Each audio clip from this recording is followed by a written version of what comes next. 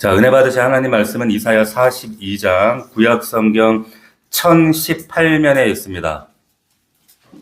자, 오늘 아주 중요한 말씀을 나누고, 제가 사실 몇 주 동안 고민해서 이 말씀을 전할까 말까. 좀 어렵습니다. 어렵지만은 굉장히 너무너무 중요하기 때문에 제가 고민해서 나누는 말씀이에요. 네, 여러분 잘, 따라오셔야 됩니다.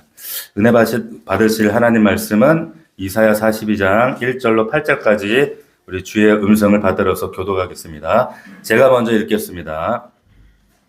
내가 붙드는 나의 종, 내 마음에 기뻐하는 자, 곧 내가 택한 사람을 보라. 내가 나의 영을 그에게 주었은즉 그가 이방의 정의를 베풀리라. 그는 외치지 아니하며 목소리를 높이지 아니하며 그 소리를 모르게 기다리지 아니하며 상한 갈대를 꺾지 아니하며 꺼져가는 등불을 끄지 아니하고 진실로 정의를 시행할 것이며 그는 취하지 아니하며 나타나지 아니하고 세상의 질서를 이으리니 성들이 그 도를 원망하리라. 하늘을 창조하여 펴시고 땅과 그 소산을 내시며 땅 위의 백성에게 호흡을 주시며 땅에 행하는 자에게 영을 주시는 하나님 여호와께서 이같이 말씀하시되 나 여호와가 이로 불렀은즉 내가 내 손을 잡아 너를 보호하며 너를 세워 세상의 영과 땅에 빛이 되게 하리니 내가 눈먼 자들의 눈을 밝히며 갇힌 자를 감옥에서 이끌어내며 흑암에 앉은 자를 감방에서 나오게 하리라.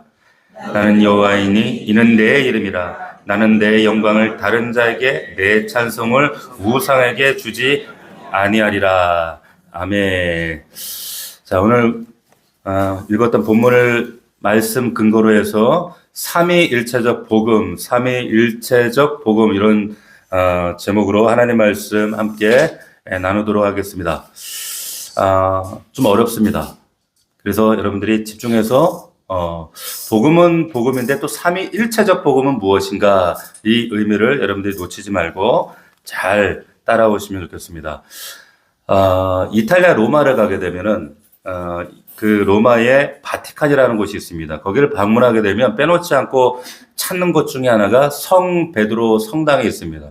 그 성 베드로 성당을 올라가게 되면 오른편에 유명한 미켈란젤로의 작품이 있어요. 갔다 오신 분이 있나요? 피에타상이 있습니다. 피에타상. 여러분들 위해서 사진을 준비했는데 한번 보시면 화면 한번 열어주시면 자, 이 사진입니다. 이 마리아가 죽은 예수, 십자가에서 끌어내린 예수를 끌어안고 있는 우리 사진으로 보면 작지만 규모가 상당합니다. 이걸 피에타상. 이게 세계 3대 조각 중에 하나라고 일컬어지는 미켈란젤로의 작품입니다. 근데 그 중에서도 가장 뛰어나고 미켈란젤로가 여기에 자기의 친필 사인을 다른 작품에는 사인을 넣지 않는데 이 작품에만 이거 내가 했어 남기고 싶었어요. 그래서 사인이 들어가 있는 아주 유명한 그런 이 작품인데 이 작품을 보면 이게 사람의 시선으로 바라볼 때 마리아의 얼굴이 이렇게 보이죠. 근데 많은 사람들이 비판을 했어요. 마리아가 어떻게 아들이 죽었는데 저렇게 평온한가. 그런데 혹자가 말하기를 하늘의 어머니는 울지 않는다 이런 얘기를 했어요. 근데 이 그림을 위에서 잡은 사진이 있습니다. 우리 넘겨보시면 이렇게 되어 있어요. 전혀 다른 구도에서 전혀 다른 모습이 나오는데 그 어머니가 아들 예수를 끌어안고 오열하는 탄식하는 이 장면에 그 예수의 얼굴이 사실 사람의 시선을 볼 때는 예수 얼굴이 잘 당기지 않는데 위에서 보면 다시 말하면 하나님 아버지의 시선으로 보면 아들의 표정이 어떤가 예수의 표정이 어떤가 웃고 있어요. 평안하게. 웃고 있다라는 겁니다.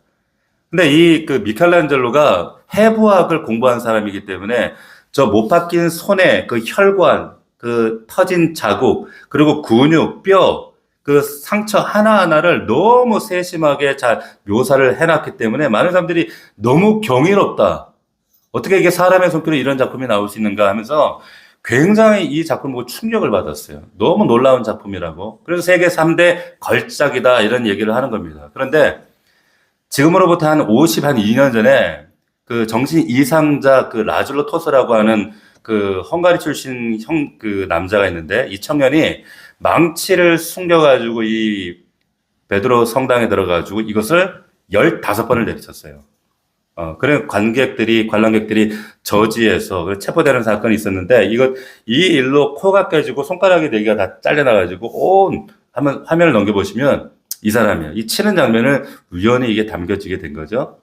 넘겨보시면, 그래서 이 피에타가 이렇게 코가 깨지고 손가락이 또 4개가 떨어지고, 그 조각조각 떨어진 것을 관람객들이 그걸 또 다 주워갔어.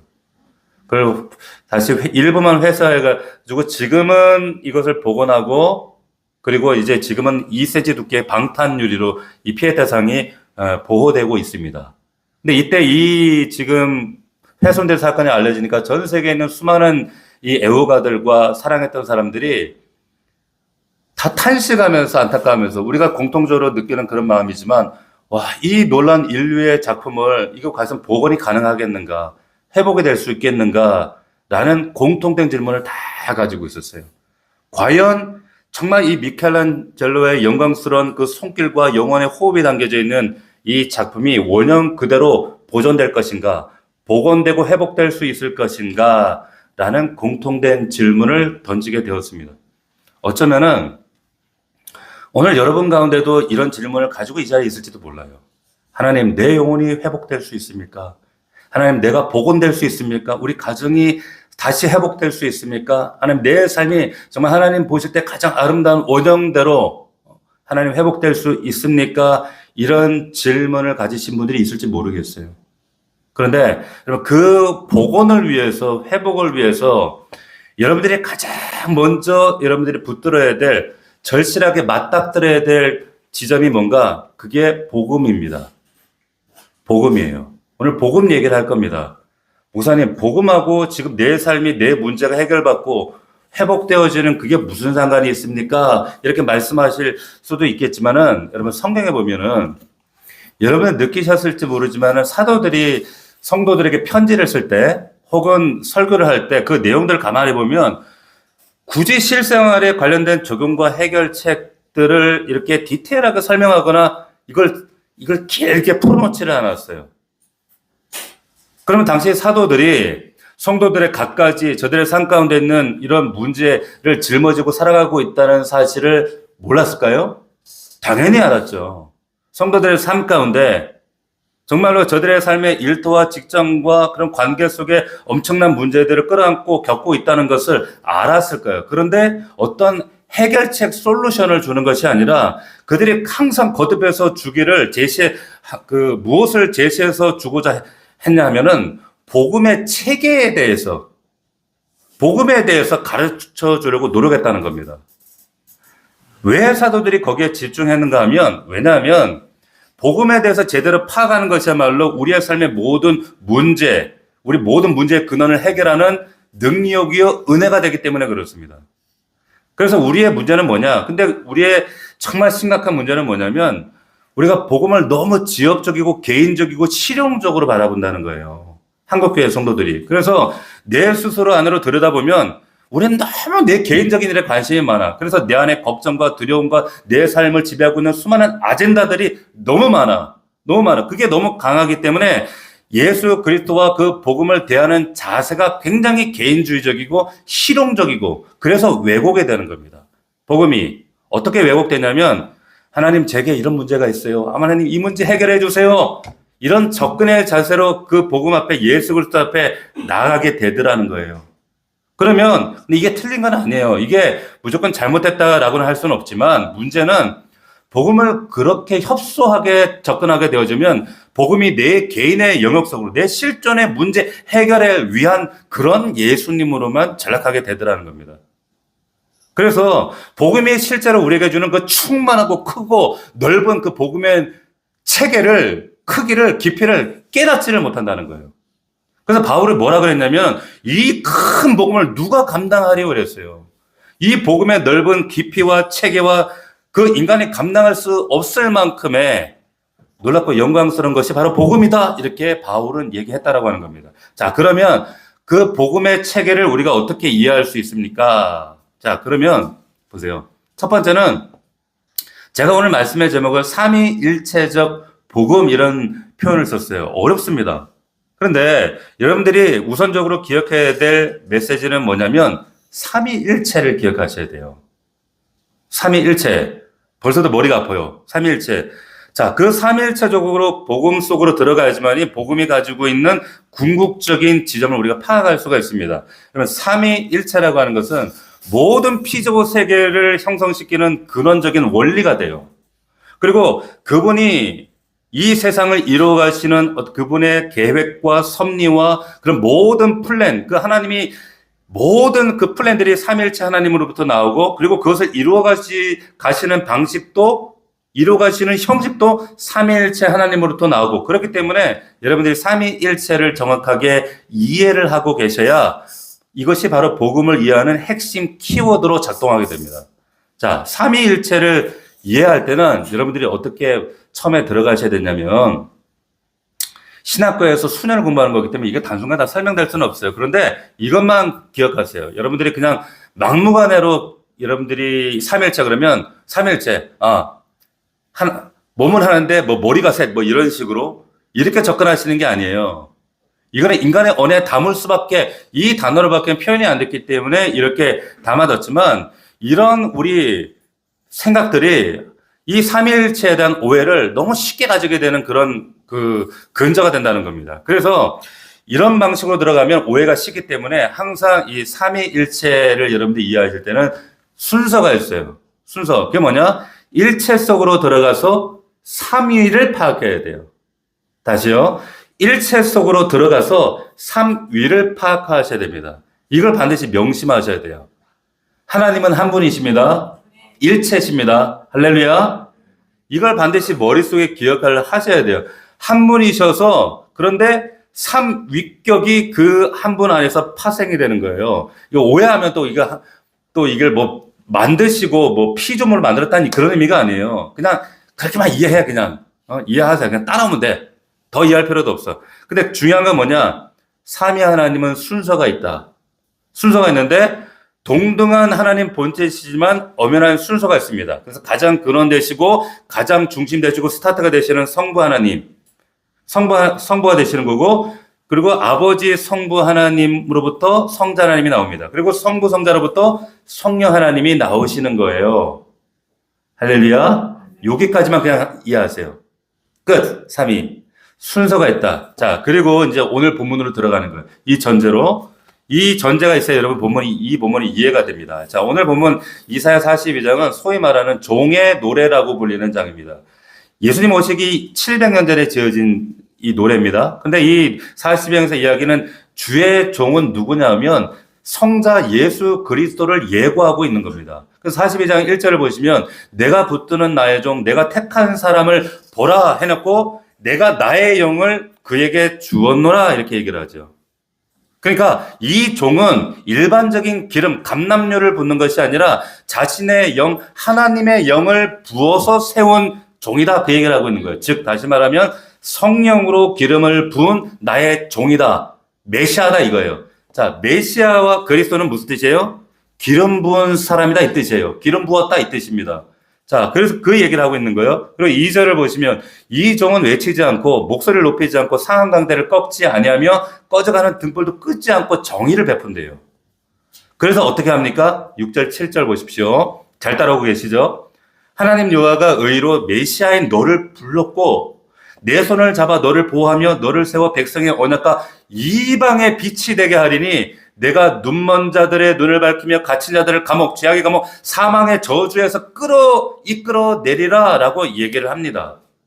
자, 그리고 8절 말씀이 나옵니다. 우리 같이 한번 읽어봅시다. 8절 시작.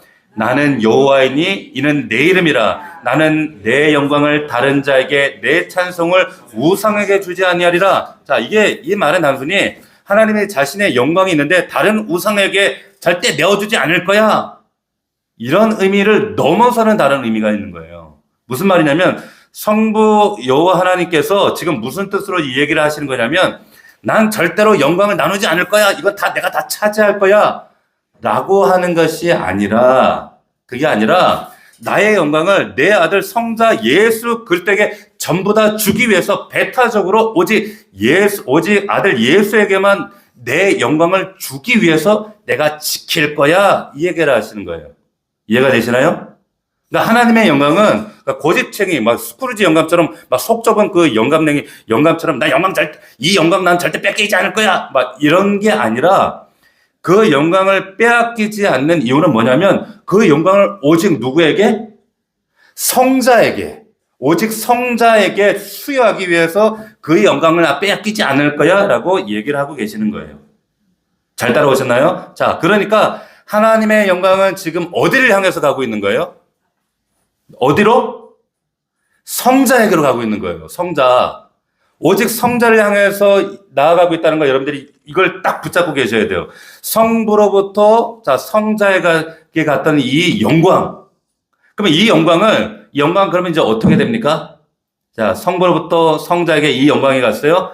이 영광이 어떻게 됩니까? 요한복음 17장 22절입니다. 화면 보십시오. 자, 이 화면을 보시면 내게 주신 영광을 잘 보세요. 아버지예요. 아버지가 내게 주신 영광을 내게 그들에게 주었사오니 이는 이렇게 나와죠. 잘 보세요.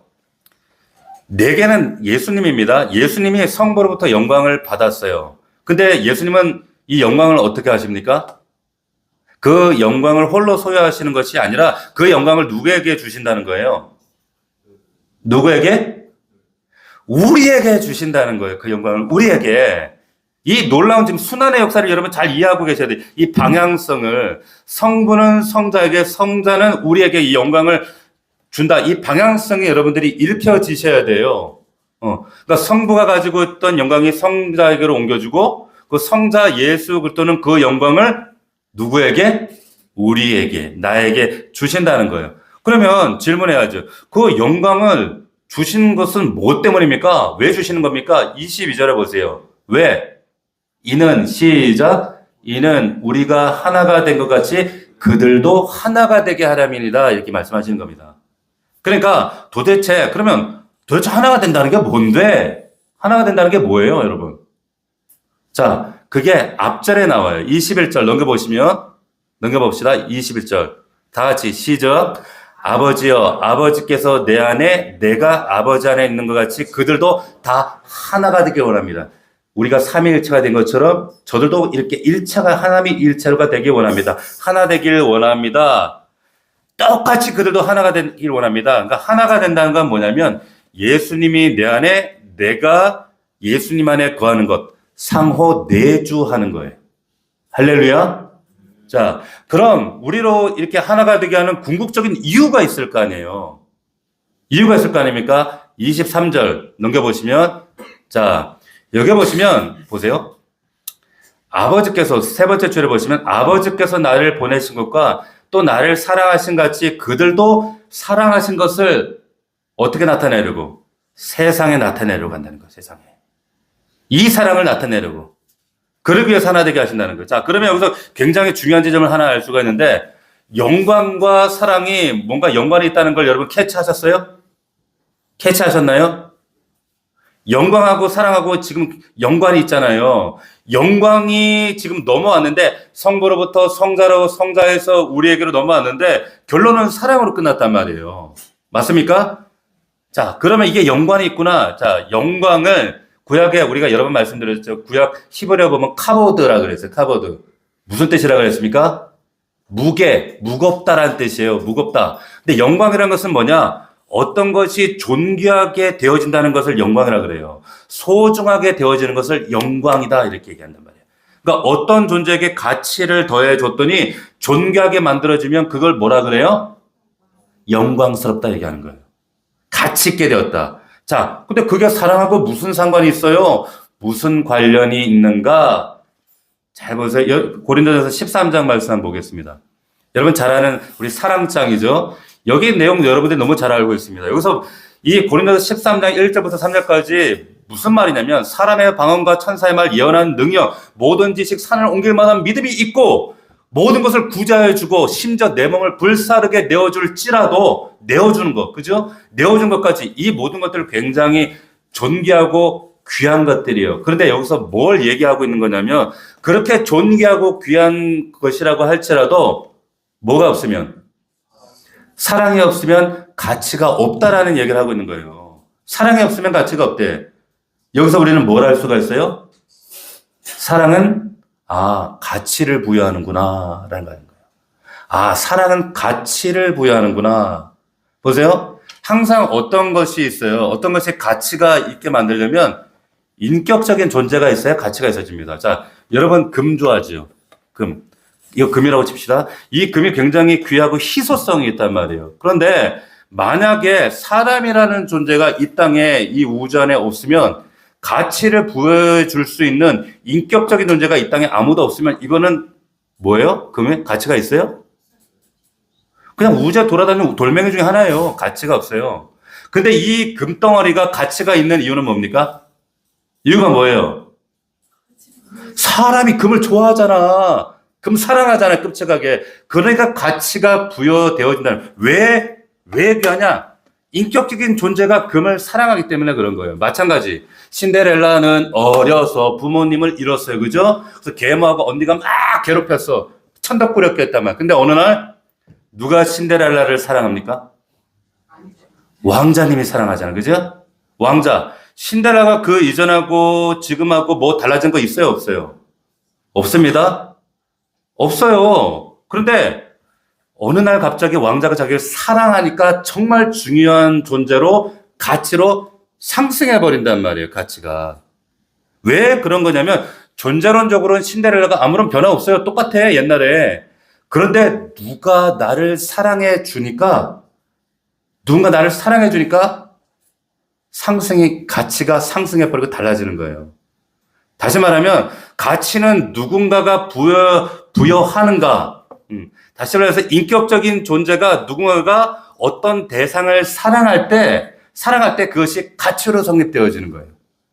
그것이 영광스럽게 되어지는 거예요. 할렐루야. 그래서 영광스러운 건 사랑이라는 거예요. 자, 아버지가 요한복음 보면 아버지가 태초에 그 아들에게 영광을 주기로 했다면서. 그럼 그게 무슨 뜻일까요? 영광이라는 건 영화롭게 만들고 가치 있는 존재를 만드는 거라면서 아들을 태초에 아들 성부가 정말 영광스럽게 그러면 어떻게 했다는 거예요? 사랑했다는 거예요. 성자를 하나님도 사랑했다는 거예요. 그러니까 사랑도 누가 하느냐에 따라서 같이 부여되는 정도가 다른 겁니다. 만약에 신데렐라가 옆집 바보가 안녕할때요 하는 바보가 신데렐라를 사랑했어 봐요. 그럼 그게 가치가 상승될까요? 아니에요. 동네 놀림거리 되는 거예요. 저 바보하고 저 사귄다 이런단 말이에요. 그런데 바보가 아니라 일국의 왕자 최고의 탑티어가 그 신데렐라를 사랑하니까 좋아하니까 완전히 다른 가치로 세워져 버린단 말이에요. 할렐루야. 이해되세요? 나를 좋아하는 대상이 나를 사랑하는 대상이 그 대상이 누구냐에 따라서 영광의 크기도 달라지더라는 거예요. 우주에서 그럼 가장 존귀하고 높으신 분이 누굽니까? 하나님이시잖아요. 그 성부께서 가장 좋아하고 사랑하는 존재, 가장 막대한 가치를 지니겠죠, 그러면. 그 대상은. 그 성부가 자기의 모든 영광, 사랑을 쏟아붓는 대상이 누구예요? 성자 예수님이라는 거예요. 할렐루야. 이제 이해가 되세요? 그러니까 여러분 사랑은 그래서 배타적이에요. 우리 종교를 배타적이라 하는 이유는 보세요. 저는 제 아내 여수정과 결혼을 했습니다. 근데 제가 결혼했는데 결혼해가지고 이 여자도 만나고 저 여자도 만나고 그럴 수 있어요? 그럴 수 없어요. 저는 여수정만 사랑해요. 배타적이라는 거예요.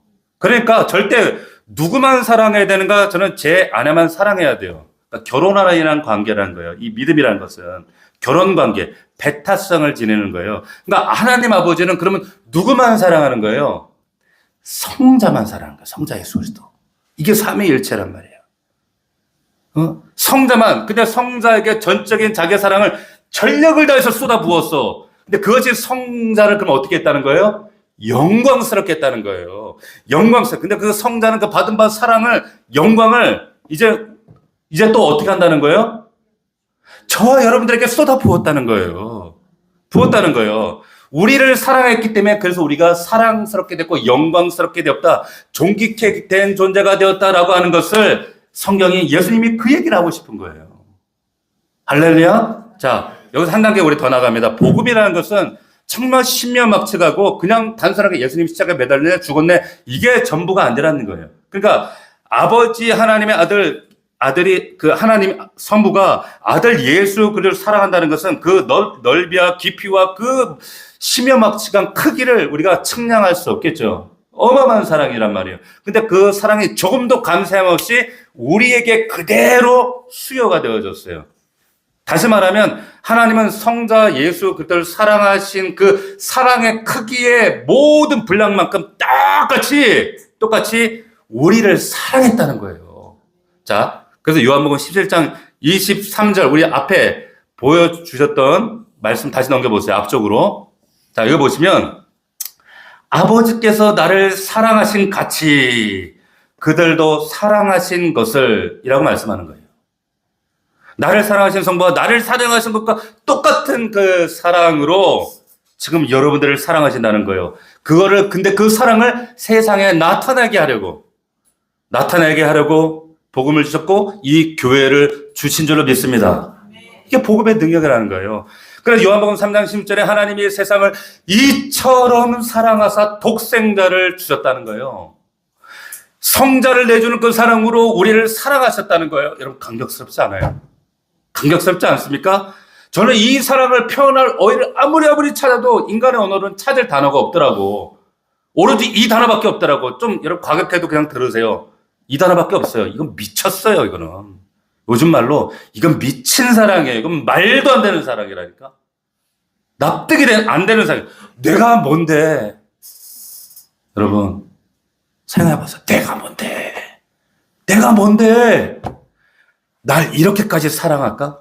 여러분 나중에 저는 100% 확신합니다. 여러분들이 천국 가서 가장 놀랄 일이 뭐냐면 하나님이 어떻게 그렇게 큰 사랑으로 나를 사랑하셨을까?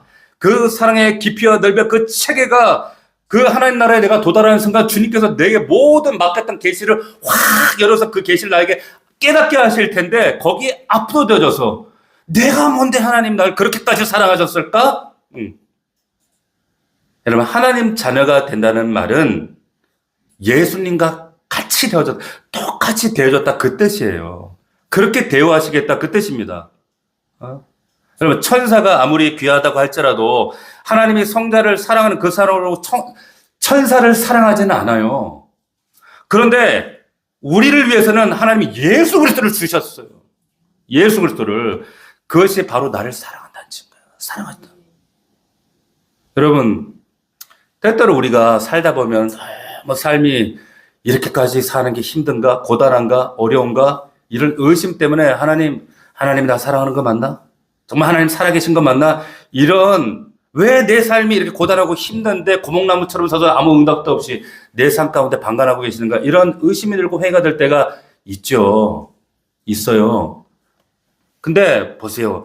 이런 질문 의심이 들 때 이런 게 여러분 개인주의적이고 굉장히 실용적인 복음으로 왜곡됐다는 의미예요. 무슨 말이냐면 내게 뭘 갖다 주면 날 사랑하는 하나님이고 내게 뭘 안 갖다 주면 그렇지 않으면 날 사랑하지 않는 하나님이 되는 거예요. 얼마나 개인적이고 실용적인 하나님인가. 근데 그게 아니라 하나님 사랑의 가장 확고한 증거가 뭡니까? 그 증거가 뭐예요? 예수 그리스도. 그 소중한 예수를 주신 거예요. 할렐루야. 로마서 5장 8절 말씀처럼 우리 한번 넘겨봅시다. 이 말씀 여러분 암송하세요. 넘겨보세요. 다 같이 한 목소리로 시작.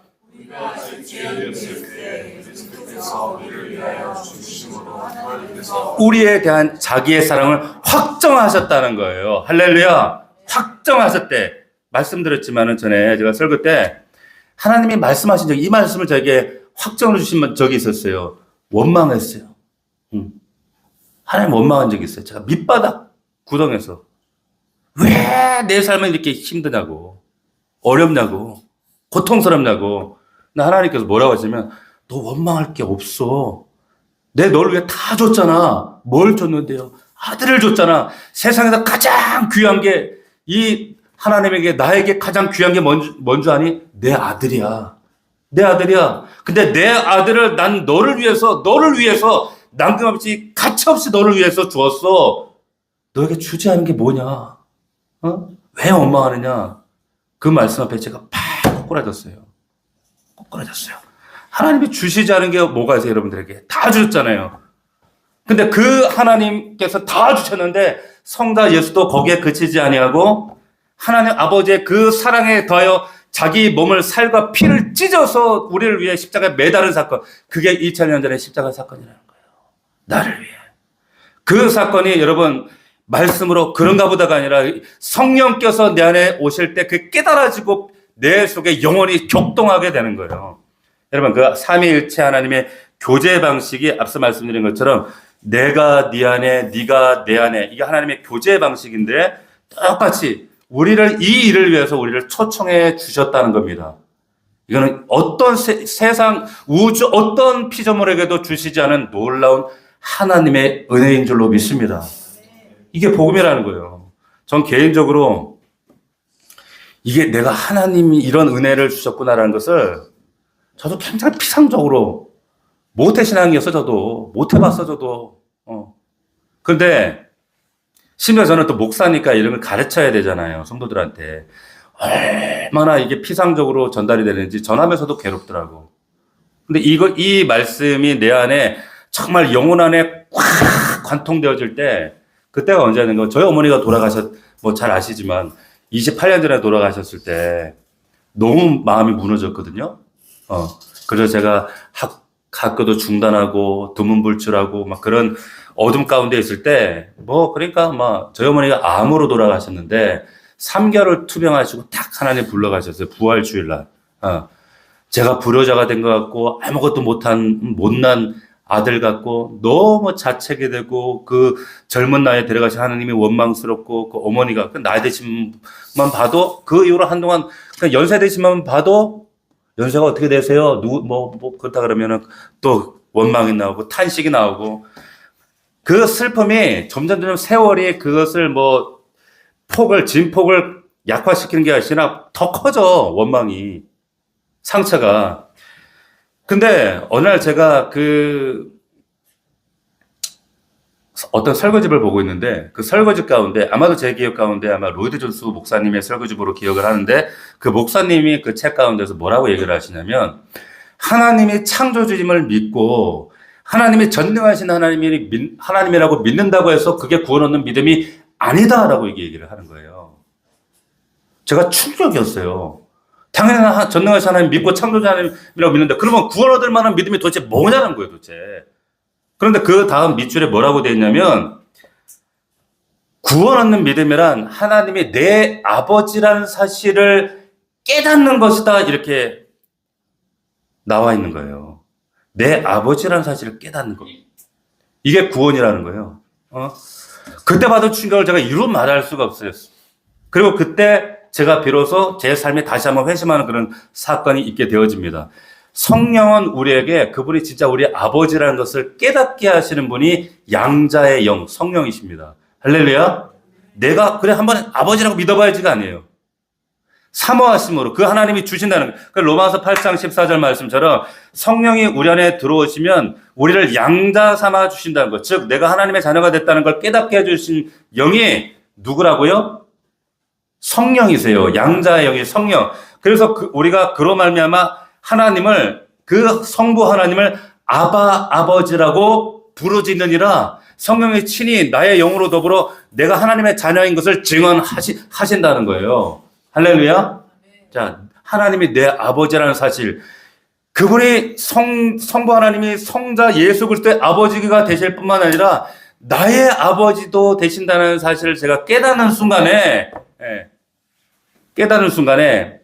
모든 것이 확 열려져 버렸어요. 그 아버지가 된다는 건 뭐냐면 세상에 그 어떤 사랑으로 섬삼으로도 정말 대신할 수 없는 그 아버지의 사랑으로 나를 인도하시고 지키시고 아끼시고 보존하시고 나를 끝까지 책임져 주신다는 거예요. 그러면서 그때 하나님 저에게 주신 음성이 창균아, 네가 네 어머니 잊고 힘들어하고 고통스러운 거 내가 알아. 네가 가슴 아픈 거 네가 어느 지점에서 네가 얼마나 고통하고 힘들어하는지 네가 생각하고 네가 나에 대해 느끼고 아는 것보다 난 널 더 알아. 더 많이 알아. 네가 어떤 지점에 아파하고 괴로워하는지 내가 너무 잘 알아. 내가 슬퍼하고 같이 울고 있어. 그러시면서 내가 네 아버지야. 내가 네 아버지 역할을 해줄게 이러시는 거예요. 그때 제가 깨닫고 엉엉 울었어요. 엉엉 울었습니다. 뭐 때문에? 하나님이 제 아버지 되신다는 사실 때문에. 아버지가 그 성부 하나님 내 아버지 되. 예수님이 이거 가르쳐주고 싶으셨던 거예요. 그토록 많은 사람들이 오해하고 있는 하나님, 성부 하나님, 막 때릴 것 같고 징계할 것 같고 잘못하면 심판할 것 같은 그 아버지 하나님이 아니라 사실은 어떤 하나님이냐? 잃어버린 아들을 지금도 찾아 헤매시고 지금도 기다리시고 그 사랑의 하나님, 그 사랑으로 우리를 가슴에 품고 기다리시는 우리 아버지. 그분이 그 아들을 십자가에 내어주셨고 그 아들 예수 그리스도는 온몸을 찢어서 그 사랑을 세상에 나타내 주신 분. 그분이 우리 하나님, 우리 주님인 줄로 믿습니다. 근데 우리가 뭐가 두렵겠어요? 제가 우리 성도들 이렇게 신방하고 얘기를 나누다 보면 그런 분들이 있어요. 목사님, 불안해요. 뭐가 불안해요? 뭐가 이렇게 마음이 이렇게 초조해요? 그러면 몰라요. 뭐 때문에 그런지 모르지만 불안해요. 무슨 말이냐면 자기도 내 속에 뭐 때문에 불안한지 이 불안이 압도되어서 자기가 통제가 안 된다는 거예요. 세상 돌아가는 걸 보면 내 삶의 처지를 보면 약을 먹어도 안 되고 뭐 조바심 내도 안 되고 막 가만히 있는데도 불안하고 그냥 여전히 심장이 쿵쾅쿵쾅 뛰고 창자가 정말 떨리는 이런 고통 가운데 불안 가운데 살아간다라고 하는 겁니다. 그런데 보세요. 하나님의 이 사랑의 깊이와 넓이와 이 복음의 놀라운 신비를 우리가 알면 이 모든 불안과 두려움을 깨부수는 힘은 어디서 나옵니까? 하나님의 사랑에서 나온다 그 말이에요. 할렐루야. 하나님이 이만큼 사랑하신다는 거예요. 힘들고 지쳐서 낙심하고 무너져 내릴 나 스스로도 정지할 수밖에 없는 그런 상황 가운데도 하나님은 찾아줘서 나에게 뭐라고 말씀하시냐? 너는 내 아들이라, 너는 내 딸이라 이렇게 말씀하신다는 거예요. 할렐루야. 응? 그래서 사도 바울이 그래서 이 얘기를 하는 거예요. 오늘 우리가 통독 시간에 읽었던 8장 말씀에 그래서 이 말씀이 나오는 거예요. 누가 우리를 그리스도의 사랑에서 끊으리요? 환난이나 공고나 핍박이나 기근이나 적신이나 위험이나 칼이라. 우리가 종일 죽임을 당케 되며 도살할 양같이 여김을 받았지만 이 모든 일에 우리를 사랑하신 이로 말미암아 우리가 넉넉히 이기느니라. 할렐루야. 내가 확신하노니 사망이나 생명이나 천사들이나 권세자들이나 현재이나 장래이나 능력이나 높음이나 깊음이나 다른 어떤 피조물이라도 우리를 우리 주 예수 그리스도 안에 있는 하나님의 사랑에서 어떻게 할 수 없다? 끊을 수 없다는 거예요. 끊을 수 없다는 거예요. 할렐루야. 여러분 이 사랑 만나셨나요? 이 사랑을 붙들고 사십니까? 이 사랑이 모든 것을 이기는 능력이에요. 모든 것을 해결하는 능력이고 은혜요. 이것이 우리의 삶에 정말 복음의 능력으로 우리를 붙든다는 겁니다. 할렐루야. 믿을 수 있기를 축원합니다. 우리 이미 하나님의 아들입니다. 아멘. 우리 이미 하나님의 딸입니다. 아멘. 우리 이미 하나님의 소유입니다. 누구도 우리를 건들 수가 없어요. 오직 이 하나님의 능력만이 사랑만이 그 신실하심만이 여러분들을 끝까지 붙드실 거예요. 끝까지 일것일 것이고 그 영광 가운데로 그 하나님의 사랑 가운데로 영원한 천국 그 하나님의 나라까지 여러분들을 끝까지 책임짓고 붙으실 줄로 믿으시기를 축원합니다. 축복합니다. 기도하겠습니다. 1분간만 기도했으면 좋겠습니다. 3위 일체적 복음, 우리가 어려운 주제일지 모르지만 이 복음의 능력이 우리 안에 살아 역사할 때 비로소 우리가 담대하게 세상 살아나갈 수가 있습니다. 우리 여전히 개인주의적이고 실용적인 그 예수만 붙들고 얼마나 우리가 하나님을 내 삶을 위해 욕망을 위해 이용하고 애용하려고 하는 그런 욕심 가운데 살아가지만 하나님 그런 하나님이 아니십니다. 그 크신 하나님의 놀라운 사랑과 영광을 깨닫기를 원합니다. 그 복음의 크기를 여러분들이 깨닫는 그런 역사가 있기를 원합니다. 아버지 하나님, 우리 여전히 쫀쫀하고 정말로 하나님 은혜 앞에서 여전히 쫀쫀하게 그지없는 저희들이지만 그 큰 사랑을 받은 우리에게 이제는 이 어렵고 고단하고 힘든 인생 가운데 하나님 이 사랑으로 능히 넉넉히 이겨낼 수 있도록 주님 역사하여 주시옵소서. 이 사랑 붙들며 나아갈 수 있도록 도와주옵소서. 우리 잠시 동안 하나님 앞에 기도로 주 앞에 나아가도록 하겠습니다. 살아계신 주님 아버지, 감사함을 드립니다. 하나님께서 우리가 하신 이 놀라운 복음의 역사와 우리 주 예수 그리스도 안에 있는 이 하나님의 사랑에 끊을 수 없는 이 복음의 능력으로 말미암아 매일매일 우리의 삶 가운데 허락하신 이 생명의 역사를 날마다 누리나 우리 믿음의 종들이 될 수 있도록 역사여 주시옵소서. 힘들고 지치고 낙심하고 무너진다 할지라도 내 스스로를 정죄할 수밖에 없는 그 순간일지라도 너는 내 아들이다, 너는 내 딸이라고 말씀하시는 오직 그 하나님의 사랑만이 우리를 이기게 하시는 줄로 믿습니다. 누가 우리를 그리스도의 사랑에서 끊겠습니까? 환난이나 공고나 핍박이나 기기나 적시나 위험이나 칼이랴 우리를 사랑하시는 이로 말미암아 우리가 넉넉히 이기게 하실 줄로 믿습니다. 아버지 하나님, 우리를 우리 주 예수 그리스도 안에 있는 하나님의 사랑에서 우리를 보호하시고 보존하시고 이 사랑 붙들고 정말 하나님 앞에 정말 복음에 합당한 믿음의 삶을 살아낼 수 있도록 정말로 크리스찬다운 크리스찬이 될 수 있도록 역사하여 주시옵소서. 예수 그리스도 이름으로 기도합니다. 하나님, 우리 아버지,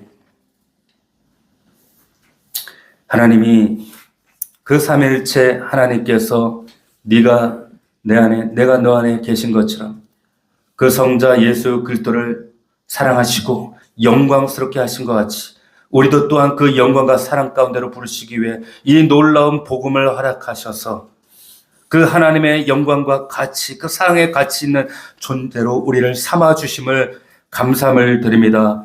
아무리 고단하고 힘들고 어렵고 포기하고 싶은 하나님, 우리의 이 짧은 연수의 삶 가운데 그러나 날 사랑하신 아버지 하나님의 그 사랑에 날마다 압도되어져서 그 사랑 붙들고 나를 아끼시는 그 아버지의 은혜를 붙들고 우리의 삶을 능히 이기며 승리하며 나아가는 우리 믿음의 종들 될 수 있도록 역사하여 주시옵소서.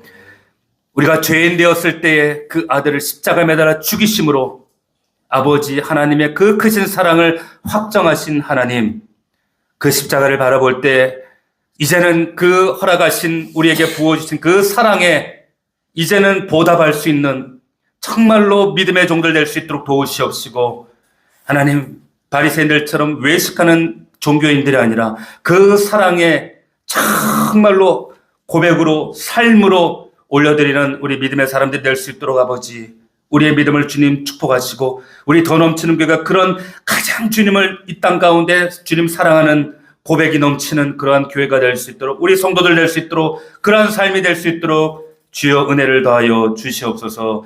감사드렸고 예수 그리스도의 이름으로 기도하옵나이다. 아멘.